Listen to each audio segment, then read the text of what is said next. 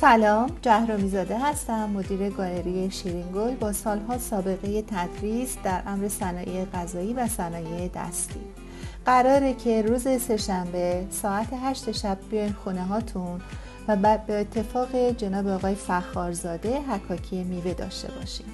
میدونم که خیلیاتون دوست دارین روی میوه های شب یلداتون حکاکی کنین، بعضیاتون واسه عروس و داماد میفرستین و خیلیاتون هم واسه خودتون.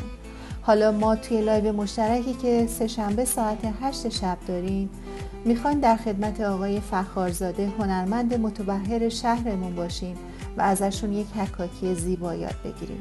هنرمندی که دستاشون قدرتمندانه جادو میکنه و میوه ها رو شکل میده. پس با ما باشین و لایو زیبا و آموزشیمون رو فراموش نکنیم. وعده دیدار ما سه‌شنبه ساعت 8 شب.